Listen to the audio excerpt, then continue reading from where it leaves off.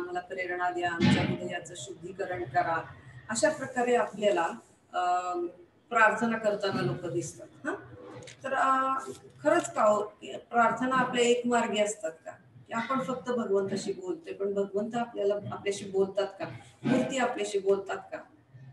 निश्चितच विग्रह आपल्याशी बोलतात, पण आपला तो स्तर नाहीये ती भाषा समजण्यासाठीचा. मग भगवंत आपलं मत कुठं व्यक्त करतात, भगवंत आपल्याशी कशा प्रकारे बोलतात? तर भगवंत आपल्याशी बोलतात ते शास्त्रांमधून. तर कुठलीच प्रार्थना, आपण मागे पण ऐकलेले की आपली कुठलीही प्रार्थना जी आपण भगवंतांना अर्पण केलेली आहे, शुद्ध भक्तांना केलेली आहे, ती अनअन्सर्ड कधी जात नाही.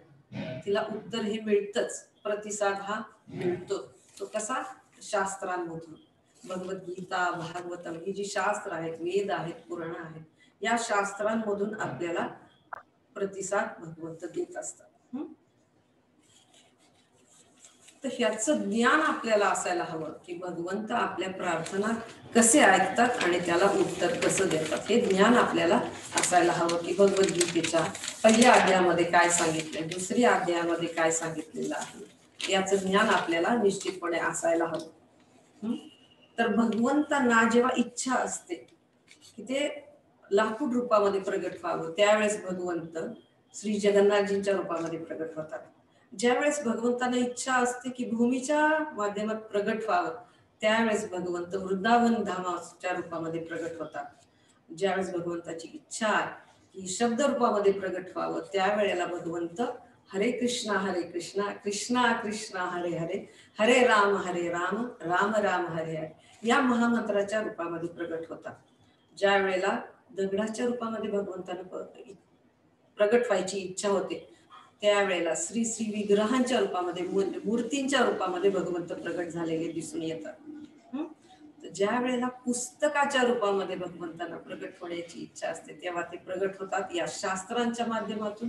भगवद्गीता, भागवताच्या रूपाने भगवंत प्रगट होतात.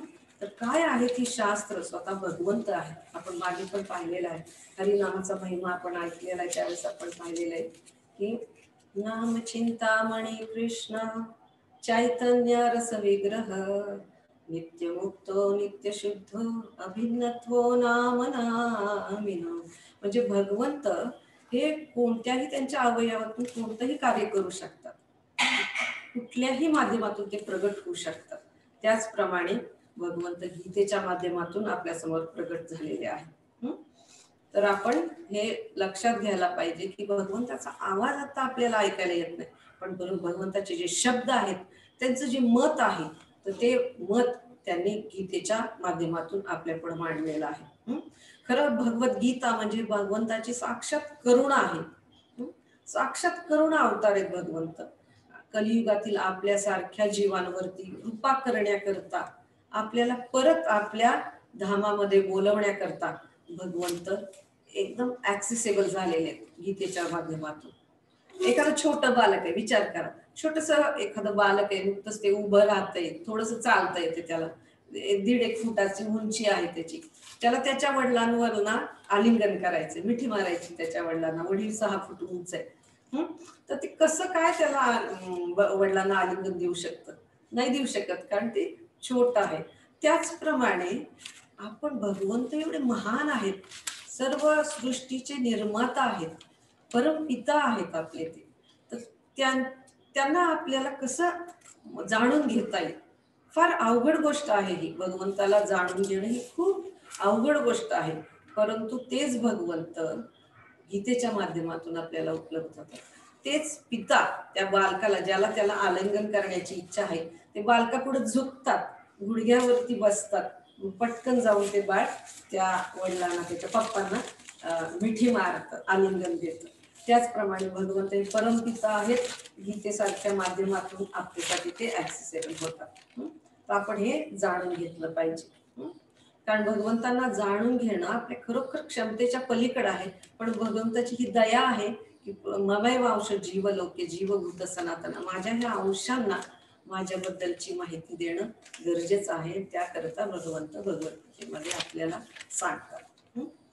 तर भगवंताचे दर्शन करायचं असेल, आपण विचार करू शकतो की भगवंताचं दर्शन करायचंय आपल्याला. उदाहरणार्थ आपल्याकडं आपल्याकडे मंदिर आहे इस्कॉनचं, जगन्नाथजी, बलदेवजी, सुभद्रा महाराणी त्या ठिकाणी उपस्थित आहेत आपल्याला दर्शन देण्यासाठी ना. तर आपल्याला दर्शन घ्यायचंय भगवंताचं, तर आपल्याला इथून काही किलोमीटर अंतरावरती चालत जावं लागेल किंवा वाहनाने जावे लागेल, प्रवास करावा लागेल, आपल्याला शुद्ध होऊन जावं लागेल, स्नान करून जावं लागेल, पवित्र होऊन जावं लागेल. परंतु भगवद्गीतेच्या स्वरूपामध्ये भगवंताने आपल्याला चालतं बोलतं मंदिरच दिलेलं आहे. ज्यावेळेस आपण स्मार्टफोन वापरत असाल सगळेजण, तर ते स्मार्टफोन घेऊन आपण फिरतो, पूर्ण जगाला त्याच्यामध्ये ठेवलेलं असतं. आपण कोणाशी संपर्क करू शकतो, एक फोन फिरवला आपल्याला कोणाशी संपर्क करता येतो, बोलता येतं, आदान प्रदान करता येतं.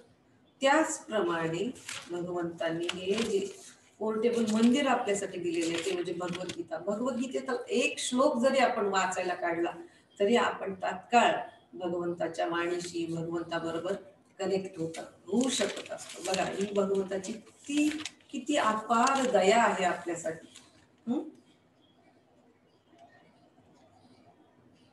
ज्या वेळेला आपण ते अर्थ वाचत असतो, भगवद्गीतेच्या श्लोकांचे तात्पर्य वाचत असतो, त्यावेळेस आपल्याला हे समजतं की भगवंत कोण आहेत, कोणी ही सृष्टी निर्माण केली आहे, आपण कोण आहोत, आपण भगवंतापर्यंत जाण्यासाठी काय मार्ग सांगितलेला आहे. प्रभुपादांनी त्यांच्या तात्पर्यांमध्ये भगवंताप्रतीचं त्यांचं जे प्रेम आहे एवढं छान पद्धतीने व्यक्त केलंय. जेव्हा आपण ही भगवद्गीता वाचायला घेतो, ही शास्त्र वाचायला घेतो, त्यावेळेस आपल्याला समजतं की प्रभुपाद आपल्या जवळ बसून आपल्याला हे सगळं शिकवतात, हे सगळं ज्ञान देतात आणि आपल्याला भगवंताशी जोडले जाण्याचा हा एक खूप छान संधी, खूप छान अवसर आपल्याला उपलब्ध करून देतात. तर महाभारतामध्ये भगवंत स्वयं सांगतात की गीता हे माझं हृदय आहे, गीता इज माय हार्ट. बघा, आपण हे किती महत्वाची गोष्ट आहे की भगवंत आपल्या श्रीमुखाने हे सांगत आहेत. तसं बघायला गेलं तर हृदय ही किती गुह्य गोष्ट असते प्रत्येक व्यक्तीसाठी. आपल्यासारख्या साधारण जीवासाठी सुद्धा आपलं हृदय आहे. आपण लवकर ओपन होत नाही कोणापुढे किंवा कोणाला जास्त शेअर करत नाही आपलं जे प्रामाणिक मत असतं किंवा प्रामाणिक म्हणणं असतं किंवा आपल्या मनातल्या ज्या भावना असतात त्या लवकर आपण शेअर करत नाही. पण भगवंत किती दयाळू आहेत बघा, त्यांची दया पहा किती आहे की या गीतेच्या माध्यमातून तुम्ही माझ्याशी जोडले जाऊ शकता. हे माझं हृदय आहे आणि हे हृदय माझं काय आहे त्या हृदयाने तुम्ही मला जाणून घेऊ शकता, तुम्ही माझ्याशी जोडले जाऊ शकता. तर हे सॉन्ग ऑफ कंपॅशन आहे, भगवंताचं सॉन्ग ऑफ कंपॅशन आहे भगवद्गीता. म्हणजे एखाद्या प्रेमपत्रामध्ये जसा एखादा प्रेमी व्यक्ती दुसऱ्या त्याच्या प्रेयसीला किंवा प्रेमिकाला जर बोलवायचं असेल तर तो पत्रामधून लिहितो, या ठिकाणी ये, सांकेता खुणा सांगतो, इथं इथं ये, इथं आपण भेटू शकतो, इथं आपण एकत्र येऊ शकतो. तर अगदी त्याचप्रमाणे ही भगवद्गीता आहे. भगवद्गीतेमध्ये एकूण 18 अध्याय आहेत. लक्ष देऊन ऐका, भगवद्गीतेमधून एकूण 18 अध्याय आहेत भगवंतांनी सांगितलेले. आपण सगळे ते गीता सारांश मालिकेमध्ये पाहिलेले. तर त्याच्यामध्ये 700 श्लोक आहेत, जवळ 700 श्लोक आहेत. त्यापैकी एक श्लोक जो आहे सुरुवातीचा, धर्मक्षेत्र कुरुक्षेत्र, तुम्हाला आठवत असेल की सुरुवातीचा पहिला जो श्लोक आहे तो एकच श्लोक धृतराष्ट्राने गायलेला आहे. त्याच्यानंतर संजय, धृतराष्ट्राचे जे मंत्री आहेत, ज्यांना दिव्य दृष्टी दिलेली होती व्यासदेवाने, ते युद्ध बघू शकत होते, कुरुक्षेत्रावरती काय चाललंय ते पाहू शकत होते. तर ते सगळे जे माहिती आहे तर ती माहिती संजय धृतराष्ट्रांना देत होते. तर त्यांनी किती श्लोक वाचलेले, किती श्लोक गायलेले आहेत बघा, 83 श्लोक त्यांनी गायलेले. त्याच्यानंतर अर्जुनाने, जो भ्रमित झालेला होता त्या अर्जुनाने भगवद्गीतेमध्ये किती श्लोक सांगितलेले, तर जवळपास संजयाने 41 श्लोक म्हटलेले आहेत, अर्जुनाने 83 श्लोक गायलेले आहेत. तर भगवान श्रीकृष्णाने 700 पैकी 575 श्लोक भगवान श्रीकृष्णांनी सांगितलेले आहेत. आणि त्यामधील जवळपास 200 पेक्षा अधिक श्लोक, नीट लक्ष देऊन ऐका की 200 पेक्षा अधिक श्लोकांमध्ये भगवंतांनी असं बोललेलं आहे की ते असं म्हणतात, तुम्ही बघू शकता आपलं लेक्चर झाल्यानंतर की कुठल्या कुठल्या श्लोकांमध्ये भगवंतांनी असं बोललेलं आहे. ते असं म्हणतात की असं केल्याने, असं केल्याने मी तुला प्राप्त होऊ शकतो. असं असं केल्याने तू माझ्यापर्यंत येऊन पोहोचशील, असं असं म्हणल्याने तुला माझी भक्ती प्राप्त होईल, तू मला प्राप्त करशील. यद गत्वान निवर्तन्ते तद्धामं परमं भव. एकदा तू या धामाला प्राप्त झाला, एकदा तू का या माझ्या धामापर्यंत पोहोचला, तर फिरून तुला परत या भौतिक जगामध्ये जे दुःखाने भरलेलं आहे, अशाश्वतम आहे, त्या जगामध्ये परत जाण्याची गरज नाही. भगवंत ही किती मधुर आश्वासन आपल्याला भगवद्गीतेमध्ये देताना दिसतात. बघा भगवंताची खरोखर ही किती करुणा आहे आणि त्यांची किती आतुरता आहे आपल्याला भेटण्यासाठी. तर आपण हे जे गीत आहे, हे जे पत्र आहे, ते वाचलं पाहिजे. भगवंत स्वतः मधुर आहेत, आपण मागे पाहिलेले भगवंता किती मधुर आहेत, त्यांचा स्वभाव मधुर आहे आणि त्यांच्या गोड आश्वासनांनी भरलेली ही सगळी शास्त्र आहेत. भगवद्गीता भागवतम ही भगवंतांच्या अतिशय करुणामयी, प्रेममयी आणि मधुर अशा आश्वासनांनी भरलेली शास्त्र आहे. भागवतम भक्त भगवंत आणि भगवंताबद्दल, भक्ती आणि भगवंताबद्दलचं शास्त्र आहे. त्यांच्या त्या लीलांचं आदान प्रदान केलेलं ते शास्त्र आहे. याच्यामध्ये फरक हा आहे भगवद्गीता आणि भागवतम मध्ये, की भगवद्गीता ही भगवंतांनी बोललेली आहे आणि भागवतम जे आहे ते भगवंताबद्दलचं असं ते शास्त्र आहे. त्याच्यामध्ये भगवंताच्या स्वभावाचं, भगवंत कोण आहेत, त्यांचं रूप कसं आहे, त्यांच्या गुणवैशिष्ट्ये काय आहेत, त्यांचे भक्त कसे आहेत, ते भक्तांशी कसं प्रेमाचं आदान प्रदान करतात, तर ते त्याचं अत्यंत मनोहारी वर्णन आपल्याला भागवतामध्ये ऐकायला मिळतं. एका लेक्चरमध्ये मी खूप छान ऐकलेलं होतं, ते तुम्हाला शेअर करते, की भगवंताच्या संदर्भातील प्रत्येक गोष्ट जशी पूजनीय आहे, तर काही जण भगवद्गीतेला पूजा अर्चा करतात आणि कपड्यामध्ये बांधून ठेवतात. निश्चितच ही पूजनीय आहे, कारण ती भगवंताच्या संदर्भातली आहे. पण हे खरं आहे की ती पूजनीय आहे. हळदी कुंकू लावून पूजा करणं, त्या व्यक्तीची भावना असू शकते तशी. फुलं अर्पण करणं, नैवेद्य दाखवणं, उदबत्ती औक्षण करणं, त्या व्यक्तीची दिवा दाखवणी भावना असू शकते, कारण ते अभिन्न आहेत. भगवंत आणि भगवद्गीता हे अभिन्न आहेत, एकच आहेत ते. परंतु प्रत्येक गोष्ट स्वीकारण्याची एक सिस्टीम असते, हो की नाही. जसं बघितलं आपण की समजा आपल्यासमोर प्रसाद आला, गुलाबजाम आला, तर आपण त्याचं पूजन करणार का, त्याला ऑनर आपण कसा करणार, त्याचा सन्मान कसा करणार, त्या प्रसादाचा सन्मान कसा करणार, तर तो ग्रहण करून, ते स्वीकारून, तो खाऊन आपण भगवंताचे आशीर्वाद प्राप्त करत असतो.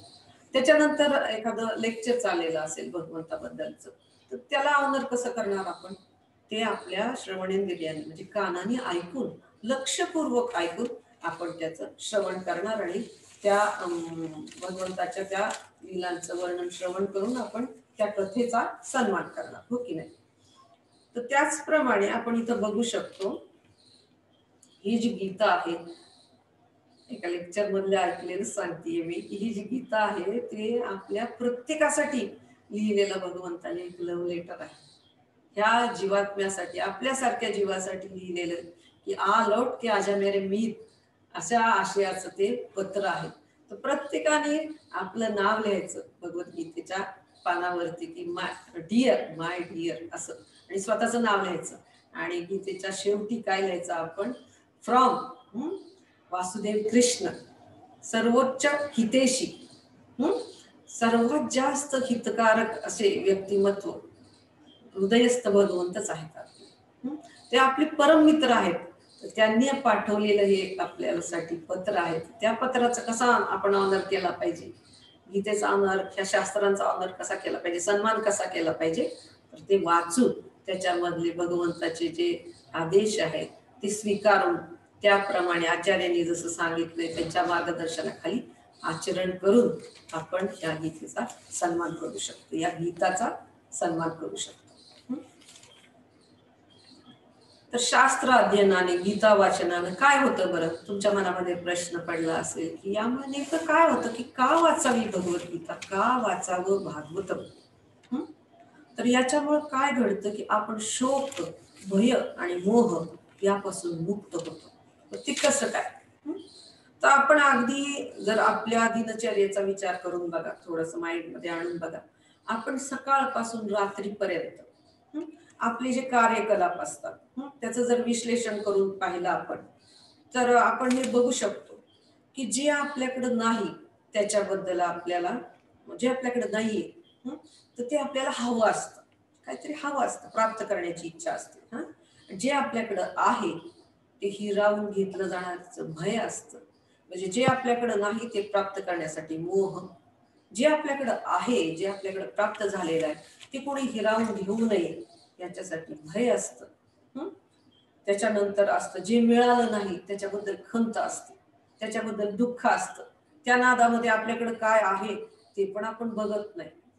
त्याच्यानंतर जे आपल्याकडं आहे तर ते कोणीतरी घेईल म्हणून साठी पण सतत भयमुक्त चिंतेने व्यग्र झालेलं असतं.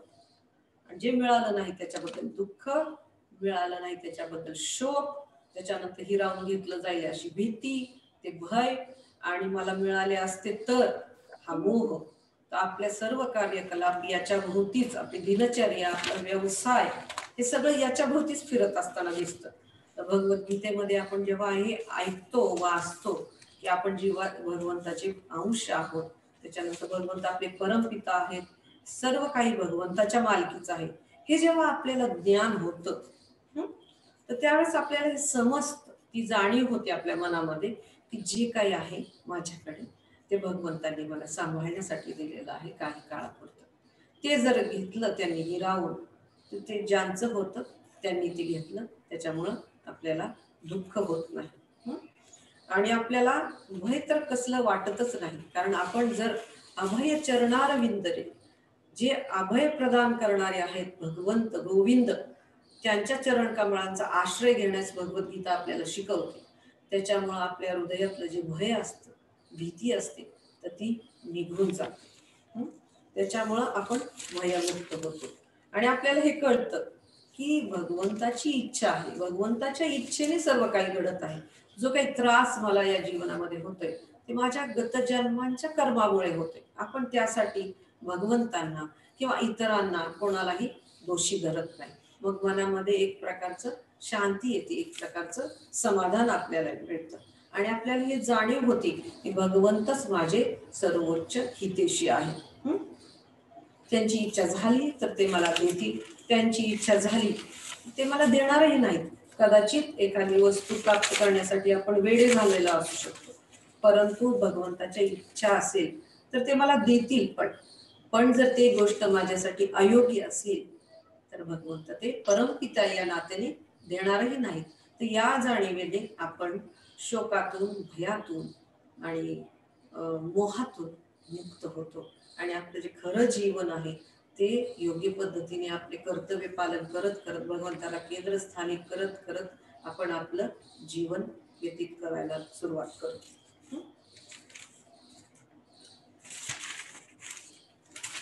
त्याच्यामुळं आपण बघितलं की भुक्ती मुक्ती सिद्धी कामी सकले अशांत, कृष्ण भक्त निष्काम अतएव शांत. मागे आपण पाहिलेले की ज्या वेळेला खूप वसवस म्हणतो ना आपण, ती आपल्या मनातली वसवस निघून जाते. भुक्तीची इच्छा असते आपल्या मनामध्ये, पण आपल्याला जेव्हा हे समजतं की भगवंतच हे खऱ्या अर्थानं भोग करणारे आहेत आणि आपण भोगी वस्तू आहोत, त्यावेळेला मग ही भुक्तीची इच्छा आपली कमी होते. इच्छा आपली, सगळ्या इच्छा शुद्ध होतात आणि योग्य योग्य ठिकाणी केंद्रित होतात भगवंताच्या संतुष्टी प्रित्यर्थ. आता आपण बघतो की या जगामध्ये सगळ्यात मोठा आजार काय, तर टेन्शन, मानसिक चिंता हा सगळ्यात मोठा आजार आहे. चिंतेची साथ आली, जसं करोना हा आजार आलेला आहे ना, त्याप्रमाणे चिंतेची खूप मोठी साथ आली. अगदी छोट्या बालकापासून ते वृद्धावस्थेतील लोकांपर्यंत वेगवेगळ्या चिंतांनी व्यक्ती जखडली गेलेली, भारावून गेलेली आहे. एखाद्याला वाटत असेल की माझं जीवन फार विशिष्ट आहे, अहो माझ्यासारखे प्रॉब्लेम दुसऱ्या कोणाला नाही. तुम्हाला काय माहिती मला किती टेन्शन आहे, तुम्हाला काय माहिती मला किती अनंत अडचणीत, माझ्या किती समस्या. असा जर विचार एखाद्या व्यक्तीच्या मनामध्ये येत असेल तो त्या व्यक्तीचा गोड किंवा कडू गैरसमज आहे. कारण ही शास्त्र जेव्हा आपण उघडतो, ही शास्त्र जेव्हा आपण वाचन करतो, त्यावेळेस आपल्याला समजते की अशा प्रकारच्या समस्यांमधून, अशा प्रकारच्या चिंतांमधून हे भक्त गेलेले आहेत. आणि त्यावेळी ह्या भक्तांनी या शास्त्रांचं अध्ययन करून भगवंताची शरण घेऊन कशा पद्धतीने त्यांचं जीवन यशस्वी बनवलेलं आहे, कशा पद्धतीने त्यांच्या जीवनाची दिशा या शास्त्र अध्ययनाने बदलली आहे आणि दिशा ठरवल्यानंतर जीवनाची दशा पण सुधारलेली आहे. हे जेव्हा आपण शास्त्र अध्ययन वाचतो, शास्त्र अध्ययन करतो, त्यावेळेस आपल्याला हे समजून चुकतं की भगवंताची शरण घेणं किती किती आवश्यक आहे. आणि खरं प्रत्येक जीवाचा तो स्वभाव आहे की भगवंत आपले स्वामी आहेत, आपण त्यांचे दास आहोत, ह्या भावनेने आपण आपलं जीवन व्यतीत करतो, भगवंताला केंद्रस्थानी ठेवतो. तर ज्या समस्या आहेत, जे प्रश्न आहेत आपल्या हृदयामध्ये, ज्या प्रार्थना आपण केलेल्या आहेत, त्याला सगळ्याला उत्तर भगवंतांनी पूर्वीच या शास्त्रामध्ये दिलेली आहे. एखादी व्यक्ती, आता या जगातलं बघतोय आपण, एखादी व्यक्ती दुसऱ्या एखाद्या व्यक्तीला म्हणते की माझं तुझ्यावर खूप खूप खूप प्रेम आहे. आपण ऐकलेलं असेल की माझं तुझ्यावरती खूप प्रेम आहे. त्या अपेक्षा काय असतात त्या व्यक्तीचं, हे प्रेम व्यक्त करते जी व्यक्ती, तर त्या व्यक्तीला आपल्याकडून काय अपेक्षा असतात की तिला असं वाटतं की समोरच्या व्यक्तीने माझ्या आज्ञांचं पालन केलं पाहिजे, मी काय म्हणते किंवा मी काय म्हणतोय त्याप्रमाणे वर्तन केलं पाहिजे. कारण तिचं माझ्यावर प्रेम असेल तर मग माझ्या विचारांनुसार वागलं पाहिजे, माझ्या आज्ञेप्रमाणे जगलं पाहिजे. आणि तसं जर वागलं नाही, तसं जर जगलं नाही, तसं जर लगेचच मग त्या व्यक्तीच्या मनामध्ये शंका येते किंवा आपल्या मनामध्ये शंका येते की अरे आहे की नाही या व्यक्तीचं माझ्यावरती प्रेम. कारण आपल्या मनामध्ये एक ना समजूत जाऊन बसलेली आहे की प्रेमाचं जे मोजमाप आहे ते म्हणजे माझ्या आज्ञांचं पालन केलं जाते की नाही, आदान प्रदान कसं करतो आपण हे ऐकतंय की नाही, माझा शब्द या व्यक्ती डोक्यावरती घेते की नाही, माझ्या आज्ञांचं पालन केलं जात आहे की नाही, त्याचं माझं समाधान होत आहे की नाही. या प्रकारचं प्रेम आपली प्रेमाची भाषा आहे. पण आता श्रीकृष्ण बघा कसे आहेत. श्रीकृष्णांकडून खरं बघायला गेलं तर आपण प्रेम शिकू शकतो, रामचंद्रांकडून आपण नीती शिकू शकतो, त्यांच्या जीवनातून काय योग्य काय अयोग्य, कुठल्या गोष्टींचं आज्ञापालन आपण केलं पाहिजे, आपलं जीवन कसं अनुसरण केलं पाहिजे ते रामचंद्रांकडून शिकू शकतो. आणि श्रीकृष्णांच्या जीवनातून, त्यांच्या शब्दातून, त्यांच्या आदान प्रदानातून आपण काय शिकतो की श्रीकृष्ण खरोखर एक प्रेममय अशी व्यक्ती आहे. ते आपल्या सर्वांवर प्रेम करतात आणि त्या प्रेमाचं प्रतीक म्हणजे भगवंतांनी प्रत्येक जीवाला दिलेलं स्वातंत्र्य आहे. ही गोष्ट खूप समजून घेण्यासारखी आहे आणि ही शास्त्रांमधून आपल्याला खूप जाणीव होऊ शकते शास्त्राध्ययन केल्याने की भगवंतांनी आपल्याला प्रत्येक जीवाला स्वातंत्र्य दिलेलं आहे. अनेक अनेक अंशांना ते स्वातंत्र्य देतात. हे स्वातंत्र्य म्हणजे काय, आणि ते हाही विचार करतात की स्वातंत्र्याचं शोषण व्हायला नाही पाहिजे, एक काळजीपोटी, एक प्रेमापोटी. जसं एखादा पिता एखाद्या मुला मुलींना मोकळीक देतो, पण त्याचबरोबर त्यांना काळजी असते की गैरफायदा नाही घेतला पाहिजे, त्यांना अजून समज कमी आहे, पण याचा कोणी गैरफायदा नाही घेतला पाहिजे. तसंच भगवंताला वाटतं की या अंशाने, या जीवाने टोकाला जाऊ नये, त्रास करून घेऊ नये, स्वतःचा नाश करून घेऊ नये. तर ही काळजी असते भगवंताला, म्हणून ते आजूबाजूला प्रोटेक्शन पण देतात. प्रोटेक्शन कसं देतात, हे शास्त्र आपल्याला ते बहाल करतात, आपल्याला आधार देतात. या जगात प्रेमाची जी चर्चा होते ते बंधनकारक आहे. या जगातल्या व्यक्तींशी संबंध आपण प्रस्थापित करतो आणि ते बंधनाला कारणीभूत होतात. पण भगवंताशी, भगवंताच्या कुठल्याही गोष्टीशी आपण जेव्हा संबंध प्रस्थापित करतो तर तेच संबंध मुक्तिकारक बनतात. कारण गोविंद हेच आपल्याला मुक्ती देणारे, मुक्ती प्रदान करणारे असे आहे. तर आपण विचार करा तुम्ही थोडासा, एखाद्या अशा झोपडपट्टीमध्ये जिथं गलिच्छ वस्ती आहे, अतिशय अजागळ लोक राहत आहेत, त्या ठिकाणी दुर्गंधी आहे, अस्वच्छता आहे, तिथं आपण जाऊ का? आपण नाही जाणार. गंमत पहा कशी आहे की देवी देवता हे आपल्यासारखेच जीवात्मे आहेत. आपण भगवद्गीतेमध्ये ते पाहिलेलं आहे, पण ते उच्च स्तरावरचे आहेत, उच्च चेतनेचे आहेत आणि भगवंताची भक्तिमय सेवा करून त्यांनी भगवंतांना विश्वास पात्र झालेले आहेत भगवंताचे, आणि भगवंताच्या सृष्टीमध्ये ते अधिकार प्रदान केलेले आहेत भगवंतांनी त्यांना. त्यांनी भगवंताचा विश्वास जिंकलेला आहे. तर आपण भागवत मध्ये वाचतो, आपण भागवत मध्ये बघतो की ज्या वेळेला हे देवी देवता राजर्षींना वगैरे भेटायला यायचे, योग्य राजर्षींना भेटावयास यायचे, पृथ्वीच्या सम्राटांना भेटायला यायचे, तर त्यावेळेला ते हे जमिनीला, या धरणीला स्पर्श नसतात करत, स्पर्श करायचे नाही, ते असे तरंगत येणार आणि हे स्पर्श करत नसायचे. कारण त्यांच्या मनामध्ये काय आहे की हे जे भौतिक जग आहे, इथली जे लोक आहेत, इथले जे जीवात्मे आहेत, ते बाह्यदृष्टी सुद्धा अशुद्ध आहेत आणि अंतकरणामध्ये म्हणजे आंतरिक सुद्धा या ठिकाणी अस्वच्छता आहे. पण हे जे या जगाचे निर्माते, या जगाचे परमस्त्रोत, या जगाचे अखिल ब्रह्मांडाचे नायक भगवंत श्रीकृष्ण कसे आहेत ते बघू शकतो आपण. तर भागवताचा जो पहिला स्कंद आहे, त्या स्कंदामध्ये इतकं सुंदर वर्णन आहे की पृथ्वी माता काय बोलते. पृथ्वी माता सांगते पहिल्या स्कंदामध्ये की ज्या वेळेला भगवंत 5000 वर्षापूर्वी वृंदावन धामामध्ये प्रगट झाले, त्यावेळेचं वर्णन करते ती सांगते की भगवान श्रीकृष्णांनी माझ्या धरणीला त्यांचा पदस्पर्श केला, त्यांचे चरणकमळ माझ्या इथल्या मातीमध्ये उमटलेले आहे.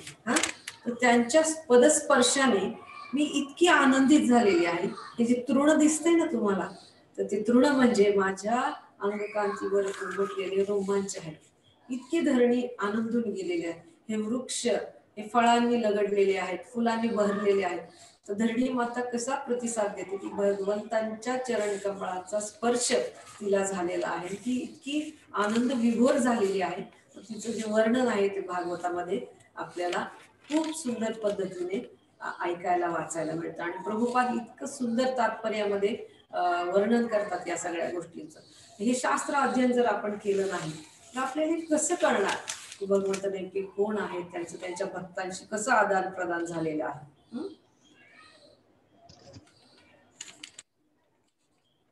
बघा, म्हणजे याच्यातून आपल्याला एक दिसतं की आपल्याला जर गलिच्छ जागी पाठवलं तर आपण जाणार नाही, हो की नाही. देवी देवता सुद्धा या धरणीवर यायला तयार होत नाहीत आणि आले तरी ते पदस्पर्श करत नाहीत. पण भगवंत कसे आहेत बघा, परमात्मा रूपाने ते प्रत्येक जीवाच्या हृदयामध्ये स्थित आहे. अगदी ज्यांना आपण घाण म्हणू शकतो, जे घाणीमध्ये राहतात त्या जीवांमध्ये सुद्धा, हृदयामध्ये त्या जीवांच्या हृदयामध्ये सुद्धा भगवंत परममित्राच्या रूपामध्ये, परमात्मेच्या रूपामध्ये वास करतात. कधीतरी या जीवाला इच्छा होईल की माझ्याकडे परत येण्याची, त्यावेळेला अशी सिस्टीम अवेलेबल असली पाहिजे की परत या जीवानी माझ्याकडे परत स्वधामामध्ये यावं म्हणूनसाठी. जेव्हा कधी त्या जीवाची इच्छा होईल परत आपल्या घराकडे येण्याची, स्वधामामध्ये परत जाण्याची, तर लगेच ती इच्छा पूर्ण व्हावी म्हणून भगवंत आपल्या शुद्ध भक्तांना, त्यांच्या सहवासातील इंटिमेट लोकांना, शुद्ध भक्तांना, जवळच्या जीवलग लोकांना, त्यांच्या असोसिएट्सला आपल्याकडे पाठवतात. जरी आपण या भौतिक जगामध्ये रममाण झालेलो आहोत आणि भगवंताच्या या निमंत्रणाकडे दुर्लक्ष करत आहोत, तरी वारंवार ही संधी ते आपल्याला उपलब्ध करून देत असतात. प्रभुपादांसारख्या शुद्ध अशा आचार्यांना ते आपल्याकडे पाठवतात, आपल्यासारख्यांना वळण देण्यासाठी. शास्त्रांच्या रूपामध्ये भगवंत आपल्याकडे येतात. जर आपण आपल्या जीवनाची दिशा बदलली तर आपली खरोखर आपल्या जीवनाची दशा बदलेल, या आशावादाने भगवंत आपल्याकडं गीतेच्या रूपामध्ये, शास्त्रांच्या रूपामध्ये उपलब्ध असतात. मग कधी आपण असं ऐकलंय का, कुठले शुद्ध भक्त म्हणतात किंवा प्रभुपाद आपल्याला असं म्हणतात की तुम्ही जर माझं ऐकलं नाही, हे संदेश आहेत ते ऐकलं नाही तर शाप मिळेल तुम्हाला, किंवा तुम्ही जर भगवंताबद्दल जाणून घेण्याची इच्छा दाखवली नाही तर असं असं तुम्हाला शिक्षा करेल, असं काही नाही. तर भगवंत हा विचार करतात की ज्या जीवाला माझ्यापर्यंत, माझ्याबद्दल जाणून घेण्याची इच्छा आहे तर अरेंजमेंट असली पाहिजे. तात्काळ त्या व्यक्तीला संपर्क साधता यायला पाहिजे भगवंताबरोबर. तर भगवद्गीतेमधील 18वा अध्याय त्याच्यातला 66वा श्लोक आहे, सर्व धर्मान परित्यज्य मामेकम शरणं व्रज अहम त्वां सर्व पापेभ्यो मोक्षयिष्यामि मा शुचः. आपण भगवंतांनी दिलेल्या स्वातंत्र्याबद्दल चर्चा करत आहोत. तर त्या संदर्भात इथं आपण एखाद्याला असं वाटू शकतं की कुठंतरी भगवंत फोर्स करतात की काय, सर्व धर्मांचा त्याग कर आणि मला केवळ मला शरण ये. पण दुसऱ्या वाक्यामध्ये आपल्याला हे कळून येईल की इथं भगवंत कसे प्रेमपूर्वक एक निवेदन केल्याप्रमाणे सांगतात आपल्याला. तर ते असा आदेश देत नाही, ते विनंती करतात. मा शुचः म्हणजे तू भिवू नकोस, सर्व पापांपासून मी तुझं संरक्षण कर. ही किती गोड आश्वासन भगवंत, किती मधुर आश्वासन, किती प्रेमळ असं ते आश्वासन भगवंत आपल्याला भगवद्गीतेमध्ये देतात. पण श्रीकृष्णांचा ध्वनी आपल्या कानावर नाही पडत आहे, पण भगवंताचे जे शब्द आहेत भगवद्गीतेमधले तेच शब्द आहेत जे भगवंतांनी उच्चारलेले आहेत. या वांगेतून जर आपण भगवद्गीता वाचली तर खरोखर आपल्या हृदयापर्यंत ते शब्द कानांमार्फत पोहोचू शकतात. तर भगवंताच्या या शब्दांवरती आपण विश्वास ठेवायला हवा, या शास्त्रांवरती आपण विश्वास ठेवायला हवा. आणि इथून आपल्याला लक्षात येईल की भगवंत आपल्या अणुजीवात्म्याच्या, त्यांच्या त्या अंशाच्या अणु स्वातंत्र्यामध्ये हस्तक्षेप करत नाही. भक्तांना पाठवतात त्यांचा निरोप घेऊन, हृदय परिवर्तन करण्यासाठी मार्गदर्शन देतात. एक छोटस उदाहरण आहे भागवत मधलं. भागवताच्या पहिल्या स्कंदामध्ये आपण हे बघू शकतो की नारद मुनी जे आहेत, तर नारद मुनी त्यांच्या आधीच्या जन्मामध्ये एक दासीपुत्र होते. तर त्यांनी शुद्ध भक्तांची सेवा केली, शुद्ध भक्तांचं उच्चिष्ट प्रसाद ग्रहण केला, शुद्ध भक्तांकडून भगवंताच्या लीलांचं, भगवंतांच्या कथांचं, भगवंतांच्या महिमेचं श्रवण केलं, त्यांची सेवा केली, त्यांच्याकडून सेवा घडल्याने पुढील जन्मी जेव्हा त्यांनी तो देह त्यागला तर पुढील जन्मी त्यांना सच्चिदानंद देह प्राप्त झाला आणि पुढील जन्मी ते नारद बनले. तर आपण बघतो की नारद मुनी सर्वत्र संचार करताना आपल्याला दिसतात. स्वर्गामध्ये जातात, पृथ्वीवरच्या राजा लोकांना भेटायला येतात. आपण बघतो भागवत मध्ये आपण वाचूयात की परीक्षित महाराजांना ते भेटायला आले, युधिष्ठिर महाराजांना ते भेटायला येतात. वैकुंठामध्ये त्यांचा संचार असतो, त्यांना कुठलंही बंधन नाही. तर यामुळे आपण बघू शकतो स्वर्गामध्ये पण ते फिरतात, तिथं अनेक अप्सरा असतात, परंतु त्यांना ते मोहित होत नाही, कारण जसं ते भगवंताचे एवढे शुद्ध भक्त आहेत आणि त्याच्यामुळे त्यांना एक संरक्षण प्राप्त झालेलं आहे. तर आपण त्याचप्रमाणे जेव्हा आपण आपले चांगले भक्त बनू, आपली चेतनेमध्ये सुधारणा होईल, जसजसे आपल्या भक्तीमध्ये प्रगती होईल, तसतसं या जगातले नियम आपल्याला लागू पडणार नाही.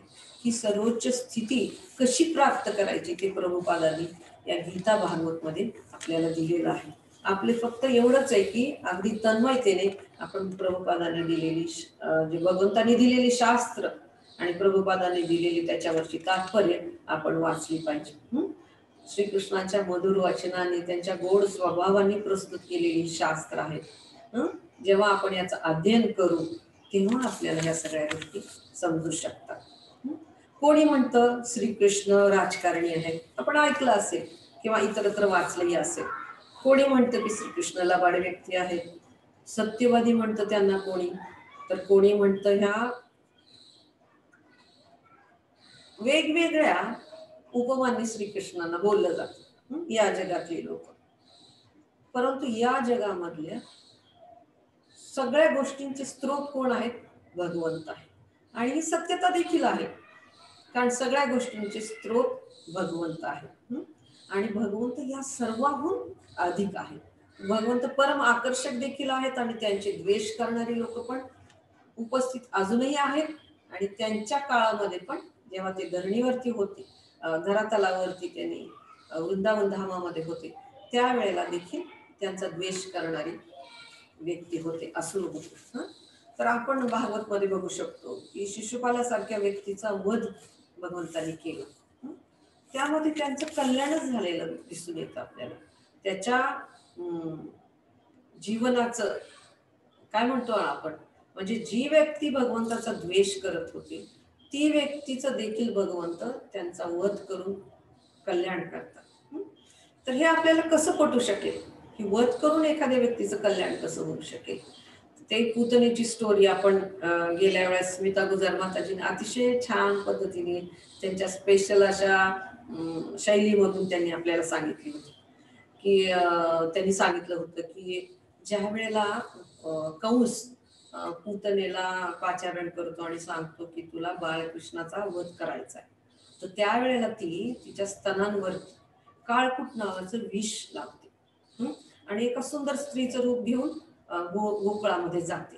तर तिचं रूप इतकं सुंदर असतं की कोणालाही अशी शंका येत नाही की ही एक राक्षसीण आहे किंवा ही व्यक्ती बाळकृष्णाला आपल्या मारण्यासाठी आलेली. तर तिला प्रवेश दिला जातो. यशोदामाई तिच्या मांडीवरती बाळकृष्णाला देते. तर आपण बघतो की नंतर जेव्हा बाळकृष्ण स्तनपान करतात त्यावेळेला ते त्या पूतनेचं विष जसं प्राशन करतात स्तनावर लावलेलं दूध पिण्यासाठी ते विष प्राशन करतात आणि त्याबरोबर त्या पूतनेचं जी राक्षसीण आहे तर तिचं प्राण पण शोषून घेतात. आणि एका सेकंदासाठी भगवंतांनी त्यांचे डोळे मिटलेले असतात. ते आठवतात हिच्यावरती मी कृपा कशी करू शकतो, जी मला मारायला आले ते आठवतात. आचार्य असं सांगतात, माताजींनी सांगितलं होतं विस्तृतपणे, ते असं पटकन त्यांना लक्षात येतं की ही जी पूतना आहे ही गतजन्मामध्ये बळी महाराजांची कन्या होती, तर रत्नमाला नावाची. आणि ज्यावेळेस वामन अवतारामध्ये बळी महाराजांकडं बटूचं रूप घेऊन भगवंत प्रगट होतात, ते इतकं मनोहरी रूप असतं, भगवंत सर्वाकर्षक आहे. त्याच्यामुळे त्या रूपाला पाहून, त्या छोट्या बालकाला पाहून, त्याचं बोलणं ऐकून ती रत्नमाला श्रीकृष्णाकडे वामन देवांकडे आकर्षित होते. आणि तिला असं वाटतं की किती सुंदर बालक आहे, किती गोड आहे. तर वात्सल्य भावना तिची जागृत होती.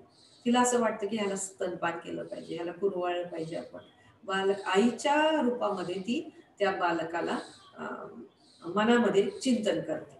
पण ज्या वेळेला हे वामनदेव बळी महाराजांकडनं सर्वस्व हिरावून घेण्यासाठी चाललेले असतात, तर 3 पावलं जमीन ज्या वेळेस ते मागणी करतात, तर एक पाऊल जेव्हा ते बळी महाराज त्यांना ते देऊ करतात, एक पाऊल त्रिविक्रम रूपामध्ये भगवंत अखिल ब्रह्मांडाचं पाऊल त्यांचं पोहोचतं. ते व्याप्त करतात पूर्ण ब्रह्मांडाला.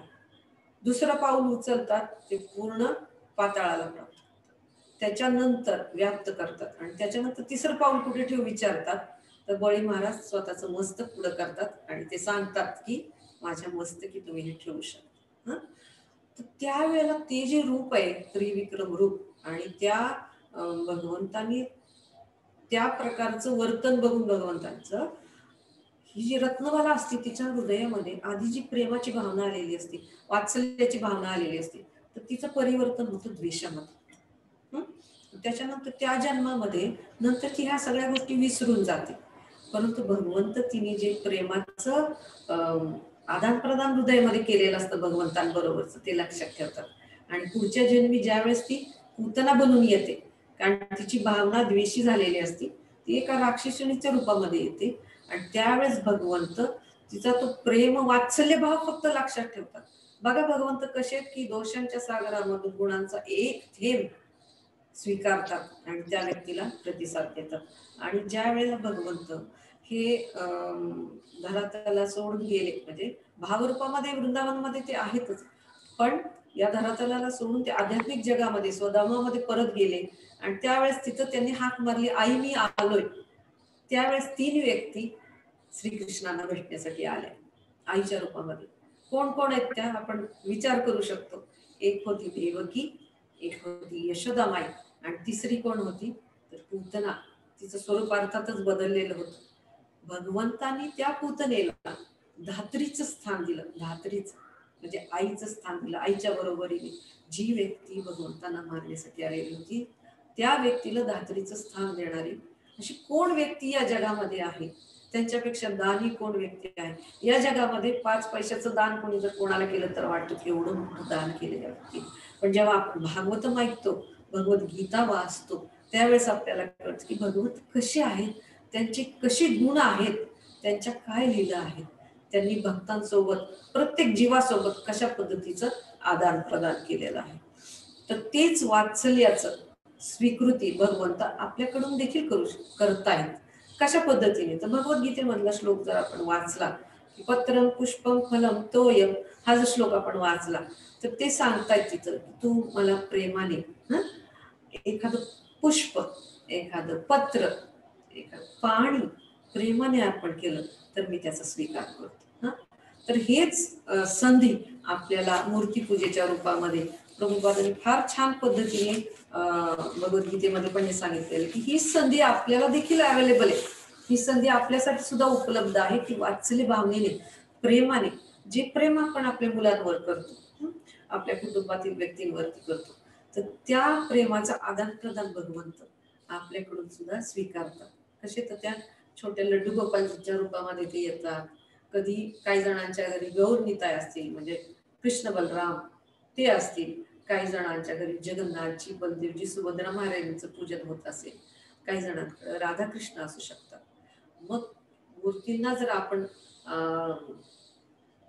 भोग अर्पण करत असू, नैवेद्य दाखवत असू, त्यांच्यासाठी छान छान कपडे शिवत असू, अशी पद्धत आहे की थंडीमध्ये स्वेटर घालण्याची, त्याच्यानंतर परत उन्हाळ्यामध्ये सुती कपडे त्यांच्यासाठी असायला पाहिजे, त्यांच्यासाठी फॅन असायला हवा. म्हणजे जसं जसं आपण ते अधिकाधिक करत जाऊ हे पूजन आपल्या घरामध्ये, तसं ही वात्सल्य भावना, ही प्रेम भावना आपली जागृत व्हायला मदत होते. आणि भगवंत त्यांचं प्रेम, आपलं जे प्रेम आहे, त्यांचं जे प्रेम आहे, त्याचं आदान प्रदान करण्यासाठी ह्या विग्रहांच्या रूपामध्ये प्रत्येकाच्या घरामध्ये उपस्थित आहे. तर ही खूप मोठी संधी आपलं वात्सल्य प्रेम भगवंताप्रती आपल्याला अर्पण करण्याची भगवंत आपल्याला देतात. पण जर आपण भगवद्गीता वाचली नाही, ऐकली नाही किंवा शास्त्राचं अध्ययन केलं नाही तर आपण किती चांगल्या गोष्टींना मुकू. तर हे लक्षात घेऊन आपण हे सगळं अध्ययन वगैरे केलं पाहिजे. आता गीता सांगण्यासाठी जसं अर्जुन कारणीभूत झाले, तर तुम्हाला एक प्रश्न विचारू शकते की भगवद्गीता भगवंतांनी का बोलली बरं? तुमच्या पुढे दोन पर्याय ठेवता येतील. की एक आहे म्हणजे भगवंताची उत्सुकता, भगवंताची सांगण्यासाठीची जबरदस्त इच्छा, आणि दुसरं एक कारण आहे ते म्हणजे अर्जुनाची इच्छा, ऐकण्यासाठीची अर्जुनाची इच्छा, अर्जुनाची भूक. मी ह्या समस्येमध्ये पडलेलो आहो, मी या गोंधळामध्ये आहे, तो दिव्य गोंधळ आहे, परंतु याच्यामध्ये पडलेला आहे, मला ही समस्या उभी राहिली, मी या शोकामध्ये आहे, मला त्याच्यातून बाहेर पडायचं. आणि अर्जुनाने कसा त्याच्या या गोंधळाचा, या शोकाचा वापर केला, त्याच्यावरती पायरीप्रमाणे त्याच्यावरती पाय देऊन भगवंतांना तद्विधी प्रणिपातेन परिप्रश्नेन सेवया, भगवंतांना प्रश्न विचारले की कृपया मला मार्गदर्शन करा, मी खूप गोंधळून गेलेलो आहे, कृपया मला मार्गदर्शन करा. आणि त्यावेळेला भगवंतांनी जे मार्गदर्शन केलेलं आहे तर त्याच्यामुळं अर्जुनाचा शोक भय दूर झालेला आपल्याला दिसून येतं. अर्जुन त्या ठिकाणी यशस्वी झालेले आपल्याला दिसून येतात. म्हणजे याचा अर्थ हा आहे की अर्जुनाची तेवढी भूक आहे, त्यांनी प्रतिसाद दिलेला आहे. श्रीकृष्णांनी जे सांगितलं त्याला अर्जुनाने प्रतिसाद दिला. आपण बघतो की मी एक प्रभूजींना प्रश्न विचारला होता की हीच गीता 45 मिनिटं कुरुक्षेत्रावरती भगवंतांनी सांगितली, संजयाने पण ती ऐकली, धृतराष्ट्राने पण ती ऐकली आणि अर्जुनाने पण ऐकली, पण तिघांच्या प्रतिक्रिया वेगवेगळ्या होत्या. तर अर्जुनाने त्यांच्या शब्दांना प्रतिसाद दिला, तर भगवंत अजून देखील आपल्याला हे सगळ्या गोष्टी सांगतायत. शास्त्रांमध्ये, या गीतेमध्ये तेच शब्द आहेत जे अर्जुनाच्या समस्येचं उत्तर होतं, जे अर्जुनाच्या सर्व गोंधळलेल्या मनस्थितीला भगवंतांनी शोक भय दुःखापासून अर्जुनाला मुक्त केलं आणि कार्यप्रवण केलं की तू तुझं कर्तव्य कर आणि मला स्मरण कर. या दृष्टीने भगवंतांनी ही गीता सांगितलेली आहे. गीतेमध्ये अशी आपली कुठलीही समस्या नाहीये जिचं उत्तर आपल्याला भगवद्गीतेमध्ये सापडणार नाही. तुम्ही जर बारकाईने पाहिलं तर आपण बघू शकतो की 6व्या अध्यायावरती आपण चर्चा केलेली होती, त्याच्यामध्ये ध्यान योग, म्हणजे मनाच्या ज्या ज्या समस्या त्या जर आपल्याला बघायच्या असतील तर आपण 6वा जो आपला अध्याय ध्यान पद्धती तो आपण वाचन करू शकतो. आहारासंदर्भात चर्चा केलेली आहे.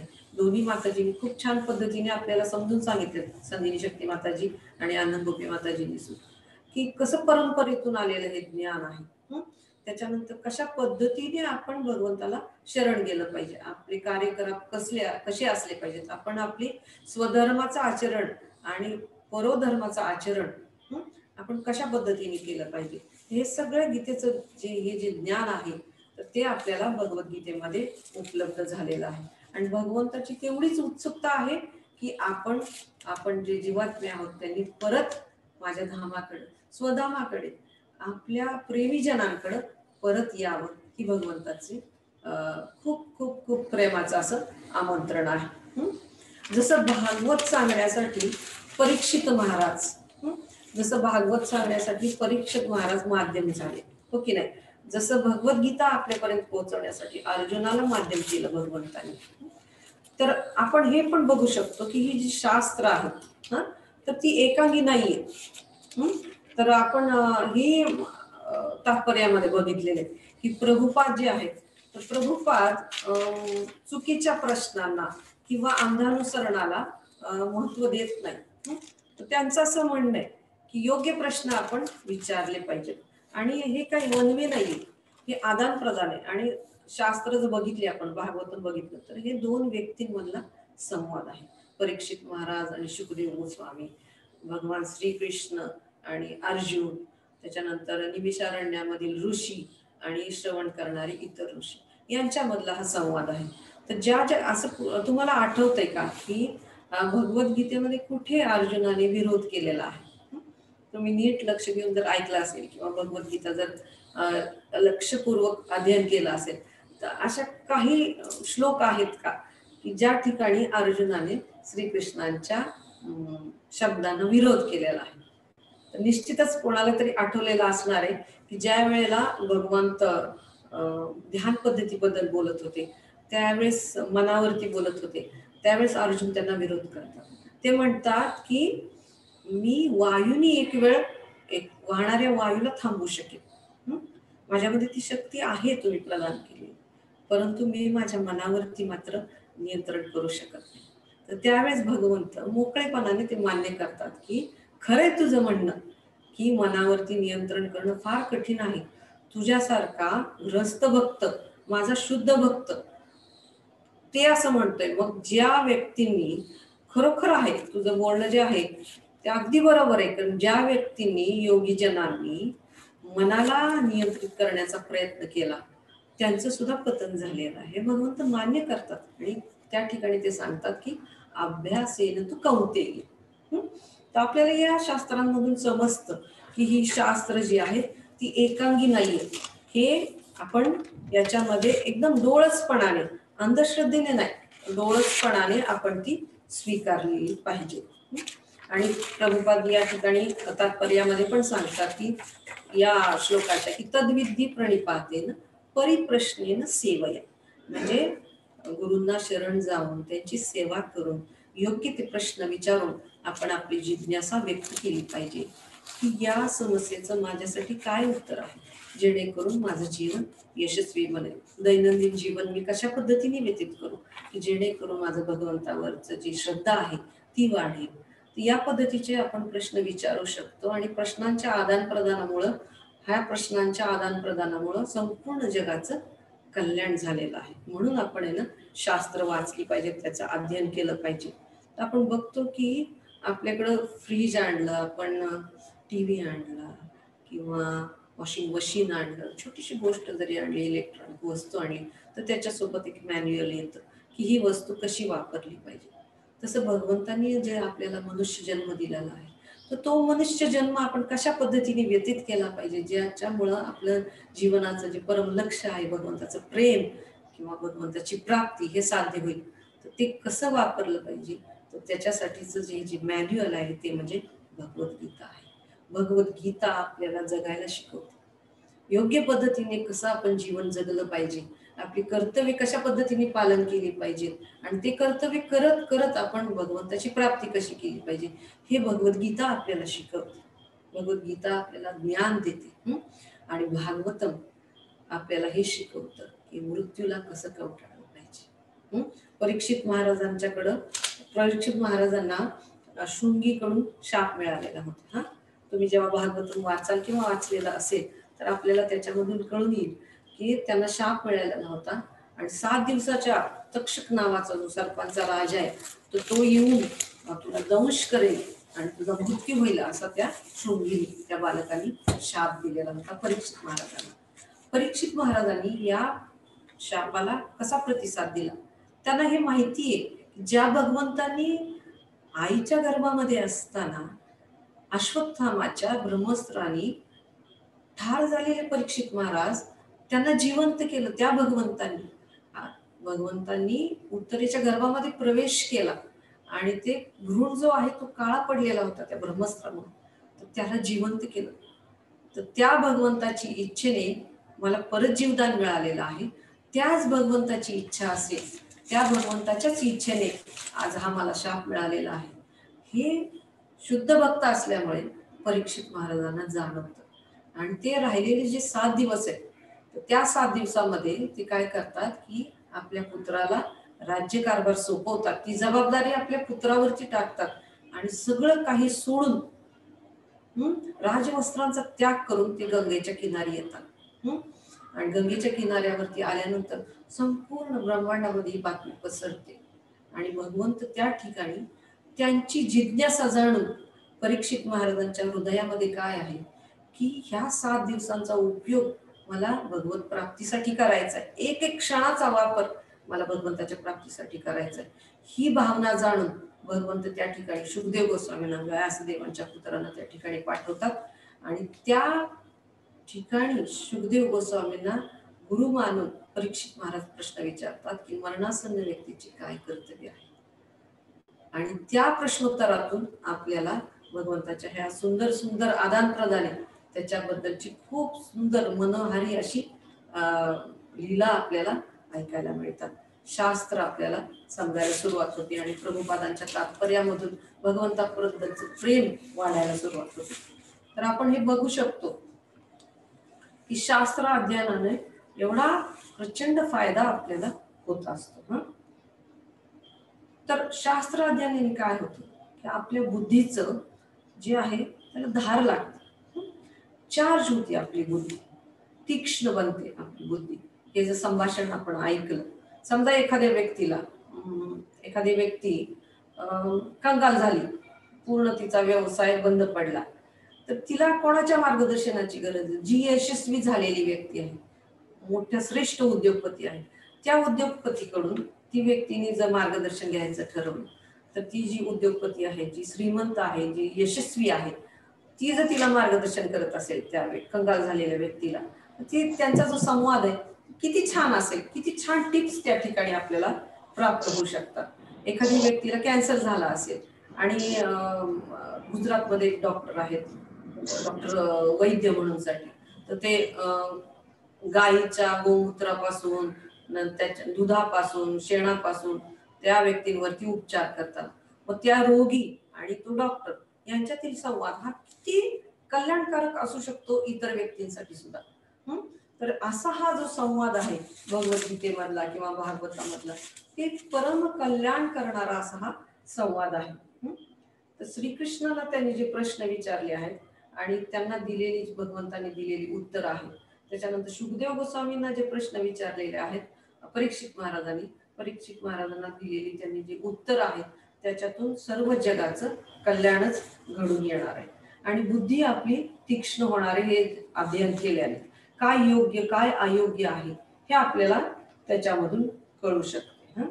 पण ह्या बुद्धीमध्ये तर बुद्धीला धार करायची असेल, आपल्याला तीक्ष्णता आणायची असेल, तर आपण किती मनापासून, अंतःकरणापासून या शास्त्रांचं अध्ययन आपण केलं पाहिजे आणि व्यवहार ज्ञान आपल्याला या प्रकारच्या शास्त्रांमधून प्राप्त होतं. आपल्याला कोणी फसवू शकत नाही, कारण या जगामध्ये आता आपण बघतो की अनेक अवतार, अनेक लोक सांगतात की मीच भगवंत आहे, पण ज्यावेळेस भगवद्गीतेमध्ये आपल्याला कळतं की भगवंताने विराट रूप घेतलेलं आहे, आपण पहिला प्रश्न त्या व्यक्तीला विचारू शकतो किंवा मनामध्ये आपण ही गोष्ट धारणा ठेवू शकतो, हिला विराट रूप धारण करता येते का ह्या व्यक्तीला, तर आपल्याला समजू शकेल की हे खोटं आहे. म्हणजे आपल्याला कोणी फसू शकत नाही, आपल्या बुद्धीला धार येते.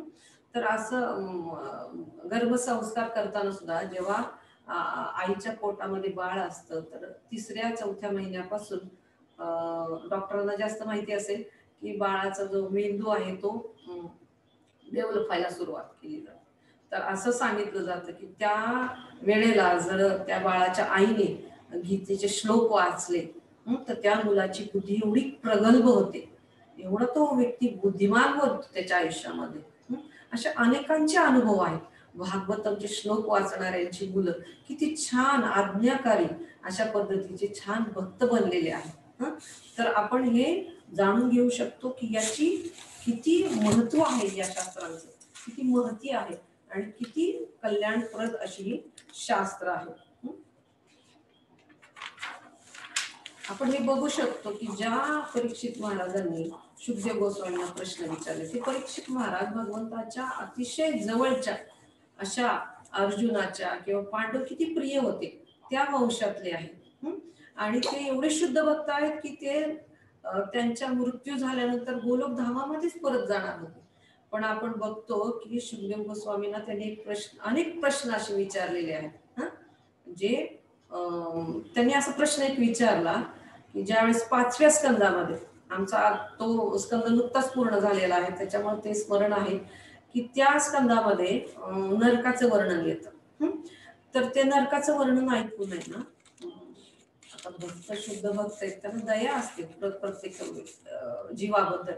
तर ते नरकाचं वर्णन जेव्हा शुकदेव गोस्वामींकडून ऐकतात परीक्षित महाराज, त्यावेळेस ते प्रश्न विचारतात की ह्या लोकांनी जे पाप केलेलं आहे तर ते पापातून कशी सुटका करून घेणार. तर त्यावेळेस शुकदेव गोस्वामी त्यांना सांगतात की पश्चाताप करू शकते व्यक्ती. विस्तृत वर्णन आहे, तुम्ही वाचू शकता. त्याच्यानंतर त्यांनी समाधान होत नाही शुकदेव गोस्वामी ते सांगितल्यानंतर परीक्षित महाराजांचं. परीक्षित महाराज प्रतिप्रश्न विचारतात, पण पश्चातापाने ती पाप प्रवृत्ती थोडी ना नष्ट होणार. तात्पुरतं त्या व्यक्तीला पश्चाताप झाला तर ती पुढचं पाप करणार नाही असं कशावर. मग शुकदेव गोस्वामी अत्यंत संतुष्ट होतात त्या प्रश्नावरती परीक्षित महाराजांच्या, आणि ते पूर्ण वर्णन करून सांगतात की कशा पद्धतीने व्यक्ती हरे कृष्ण मंत्राच्या सततच्या म्हणजे कीर्तनीय सदा हरी, नंतर भगवंताच्या शरण जाऊन आणि भगवंताने जे वचन दिलेलं आहे अहम त्वाम सर्व पापेभ्यो मोक्ष इष्यामि मा शुचः, म्हणजे भक्त बनून आपण ह्या सगळ्या गोष्टींपासून ह्या भयापासून कसं मुक्त होऊ शकतो हे अत्यंत सुंदर वर्णन भागवतामध्ये आपल्याला बघायला मिळतं.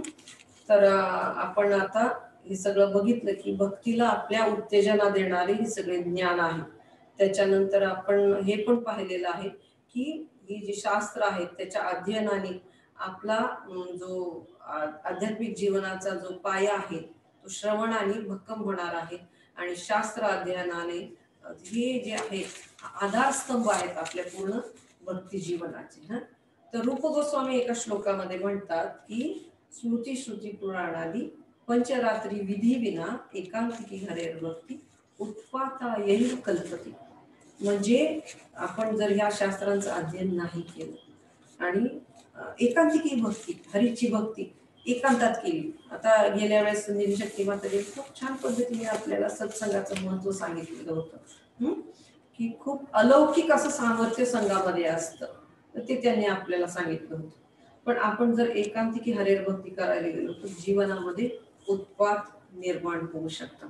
म्हणून शास्त्र अध्ययन केल्याने आपल्या जीवनामध्ये योग्य ते परिवर्तन आपण करू शकतो, आपल्या जीवनाला योग्य ती दिशा मिळते आणि आपल्या जीवनाची दशा बदलू शकते. शेवटचं 1-2 मिनिटात तुम्हाला सांगते. सार आपण आतापर्यंत जे जे काही ऐकलं त्याचं सार थोडक्यामध्ये सांगते.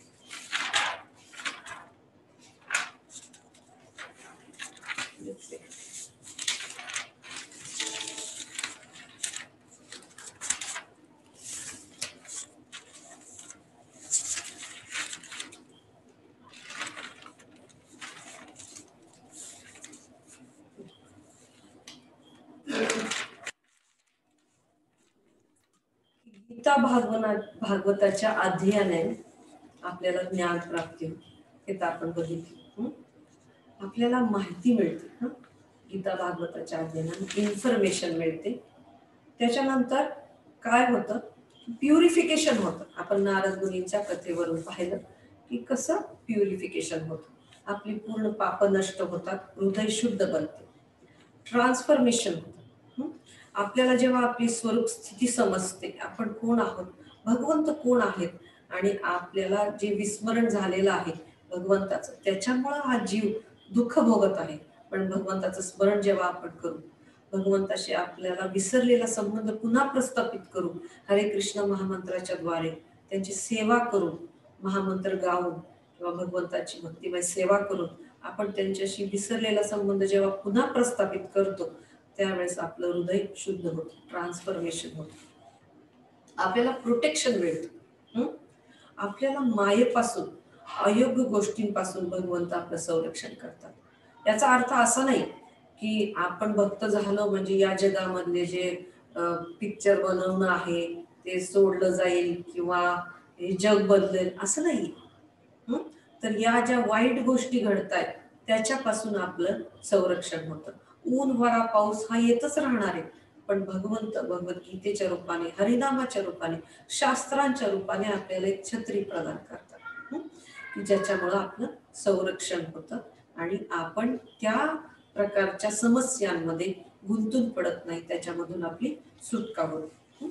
तर त्या आणि मुख्य संरक्षण हे आहे शास्त्राध्ययनाचं. भगवंतांनी दिलेल्या शास्त्रांमुळं आपलं जन्म मृत्यूचं जे चक्र आहे ते खंडित होतं. मनुष्य जीवनाचं जी परमसिद्धी आहे, भगवंताचं प्रेम, ते आपण प्राप्त करतो. आणि खरं भय कुठलंय माहितीये, महाभयंकर भय हे आहे की मनुष्य जन्म मिळून पुढचा जन्मामध्ये म्हणजे 84 लक्ष योनीच्या चक्रामध्ये परत फिरत राहणे, हे महाभयंकर भय आहे. तर त्या भयातून आपली सुटका होते. मग अशा पद्धतीने भगवंत आपलं प्रोटेक्शन करतात. त्याच्यानंतर आपल्या जीवनामध्ये करेक्शन होतं, म्हणजे आपल्याकडून ज्या चुका घडत आलेल्या आहेत, चुका घडत आहेत आणि पुढील भविष्यामध्ये घडतील, त्या सुधारणा करून आपण कसं योग्य पद्धतीने आपण आचरण करू शकतो आणि या सगळ्या वाईट गोष्टींपासून, नरकामध्ये जाण्यापासून, पापकर्म करण्यापासून आपण वाचू शकतो. तर ते जे करेक्शन आहे ते करण्याची संधी आपल्याला शास्त्रांमुळे मिळते. एक प्रकारचं सॅटिस्फॅक्शन आपल्याला शास्त्राध्ययनाने मिळतं. कसं बघा, तर हृदयामध्ये एक समाधान मिळतं आपल्याला, कारण आपण जो विसरलेला संबंध असतो भगवंताचा, आपण काय शोधतोय, आपण या जगामध्ये प्रेमाच्या शोधात आहोत. आणि ते खरं प्रेम, जे शाश्वत प्रेम, जे आपल्या आत्म्याने भगवंताबरोबर अनुभवलेलं आहे, ते या जगामध्ये शोधतोय. जे जग दुःखालय आहे, अशाश्वतम आहे. या जगामध्ये दुःख देखील न मागता येतात, तसं सुख देखील न मागता येत असतं, पण शाश्वत नसतं, हो की नाही? मग ते जेव्हा आपण या शास्त्रांमधून वाचतो, भगवंताबद्दलच्या प्रेमाचा अनुभव घेतो, त्यावेळेला हृदयामध्ये आपल्या एक प्रकारची शांती निर्माण होते, एक प्रकारचं समाधान, जे आपण शोधतोय, जे प्रेम आपण शोधतोय, शाश्वत प्रेम, जी आत्म्याची भूक आहे, तर ते समाधान आपल्याला या शास्त्रांमुळे मिळतं, सॅटिस्फॅक्शन मिळतं. आणि त्याच्यामुळे कन्व्हिक्शन येतं आपल्याला भगवंताच्या आश्रयाप्रती, भगवंताच्या श्रद्धेप्रती आपल्याला कन्व्हिक्शन येतं की भगवंत खरोखर एक प्रेमळ व्यक्तिमत्व आहे, खरोखर ते आपल्याशी आदान प्रदान करतायत, खरोखर त्या रसांमध्ये भगवंत देखील तेवढेच इच्छुक आहेत. ते वात्सल्य रसामध्ये आपण त्यांच्याशी आदान प्रदान करू शकतो, त्याच्यानंतर एक दासाच्या रूपामध्ये आपण त्यांच्याशी आदान प्रदान करतो, साख्य भावाच्या रूपामध्ये आपण त्यांच्याशी आदान प्रदान करतो, मित्राच्या रूपामध्ये आपण त्यांच्याशी आदान प्रदान करू शकतो, एक प्रियकराच्या रूपामध्ये पण आपल्याशी ते आदान प्रदान करायला तयार आहेत. हे जेव्हा ज्ञान आपल्याला होतं, तेव्हा आपला आत्मा जो आहे, आपण जीवात्मे आहोत, ते खऱ्या अर्थानं सॅटिस्फॅक्शन आपल्या हृदयामध्ये आपल्याला जाणवतं. एक छोटासा अनुभव आहे, 2 मिनिटात सांगते की आता मी माझ्या आईवडिलांना दररोज भगवद्गीतेचे 2-3 श्लोक सांगण्यासाठी जाते. त्याच्यामुळे काय होतं की एक रोज आमचं संभाषण होतं. त्याच्यानंतर रोज आम्ही भगवंताच्या लीलांचं वगैरे देवाणघेवाण एकमेकींबरोबर करतो, काही कथा सांग. तर हे मला जाणवण्या इतपत हे सगळं आहे की मला अतीव समाधान त्या गोष्टीमुळे प्राप्त होते.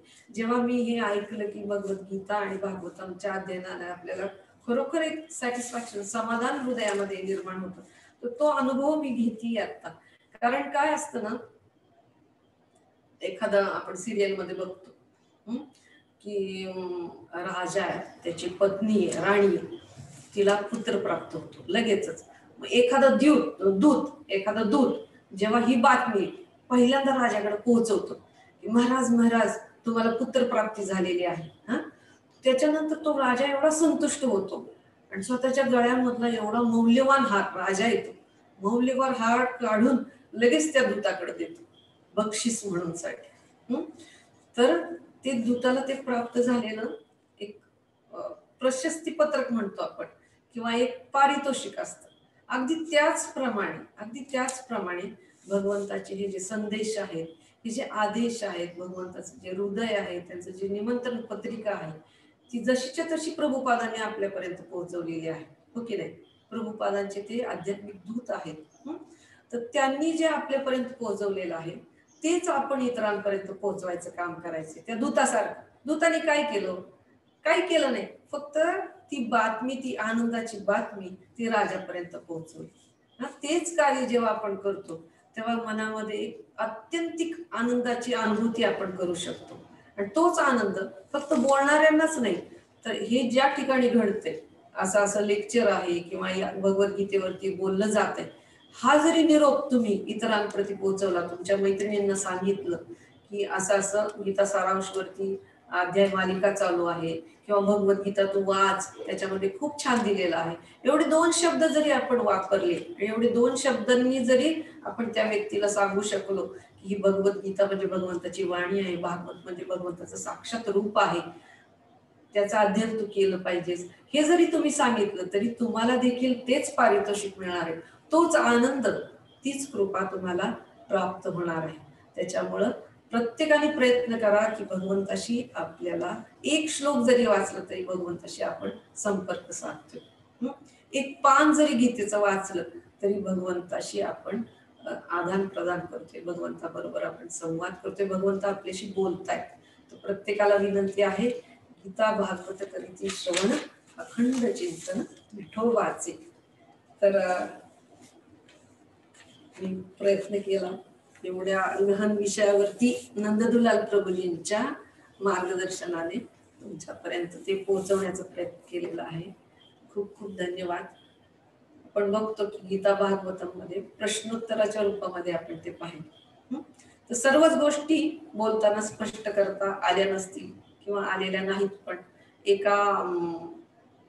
एका तासाच्या लेक्चरमध्ये बरेच प्रश्न आपल्याला पडू शकतात. तर कृपया तुमच्या मनामध्ये काही प्रश्न असतील किंवा कोणाला काही शेअर करायचं असेल तर ते तुम्ही करू शकता. आणि प्रश्न विचारण्यासाठी मी विनंती करते की कृपया तुम्हाला काही समजलं नसेल की कशा पद्धतीने अध्ययन केलं पाहिजे किंवा आपण नेमकं काय केलं पाहिजे, कुठला श्लोक वाचला पाहिजे, आपली मनस्थिती अशी असताना आपण नेमकं काय केलं पाहिजे, या संदर्भात तुमचे काही प्रश्न असतील तर गीतेच्या संदर्भात किंवा आजच्या लेक्चरच्या संदर्भात कृपया तुम्ही मनामध्ये ठेवू नका. ती पण एक सेवा आहे. इतरांच्या मनामध्ये पण प्रश्न असू शकतील तर तुम्ही विचारल्यामुळं त्यांच्या पण प्रश्नांचा उत्तराने उलगडा होऊ शकतो. खूप खूप धन्यवाद. खूप धन्यवाद. कोणाचे काही प्रश्न? हरे कृष्ण. अलका माताजी. हरी बोल. हरी बोल. हा माताजी. छान लेक्चर आणि गीता ते वाचायला सुरतील, भागवत पण वाचतील. थँक्यू माताजी. छान. कोणाचे काही प्रश्न असतील आहेत का? हरे कृष्ण माताजी. हरे कृष्ण. हरे कृष्ण. हो, अति उत्तम लेक्चर केलं, छान झाले माताजी. प्रयत्न केला. तुमचा काही प्रश्न आहे माताजी? भागवतातला पहिला स्कंद घेतलाय का? भागवतातला काय म्हणता तुम्ही? भागवताचे एकूण तसे 700 स्कंद आहेत की? हरी बोल. तुमचा आवाज 700 स्कंद आहेत ना? हॅलो. भागवताचे एकूण 12 स्कंद आहेत आणि 18 पुस्तकं आहेत भागवताची. पाठीमागे बघा तुम्हाला दिसत असतील. आहे. हा, हा तर कोणाला जर आपण हवे पहिला असेल घेतलंय भगवद्गीता का? भागवतम तर कृपया तुम्ही संपर्क करू शकता अध्ययनासाठी. आणि भगवद्गीता जशी आहे तशी कृपया करून रोज एक श्लोक तरी आपण वाचण्याचा प्रयत्न करूया, जेणेकरून आणि हा अनुभव आहे की प्रत्येक दिवशी आपण जरी वाचलेला असला तरी प्रत्येक दिवशी तोच श्लोक जरी वाचला तरी एक वेगळा अर्थ त्याच्यातून प्रगट होऊ शकतो, कारण आपल्या चेतनेमध्ये बदल झालेला असतो. हो हो, होतोय होतोय. चालेल. छान झाले लेक्चर. काही नाही. हरे माताजी, कृष्ण. जर कोणाला काही प्रश्न असतील तर अलका माताजी थांबूया का आपण? छान झालं माताजी लेक्चर. थँक्यू. खूप खूप थँक्यू धन्यवाद. माताजी. थँक्यू माताजी. तर प्रश्न हा प्रश्न नाही प्रश्न कोणाचे काय बहुतेक दिसत नाहीयेत. चालेल माताजी. फक्त एक अनाउन्समेंट होती, पुढचं लेक्चर जे आहे ते अनुभवपी माताजी देतील. आणि कृपया तुम्ही आता जो उत्साह दाखवला, आधी पण जो उत्साह दाखवला श्रवणासाठीचा, तसाच उत्साह दाखवा. अजून तुम्हाला छान माहिती मिळू शकते. हरे कृष्ण. संदेश शक्ती माताजी आपण थांबूया. हो हो, येस माताजी. चालेल. Thank you thank you. माताजी. हरे हरे कृष्ण. कृष्ण. खूप खूप खूप खूप धन्यवाद. धन्यवाद.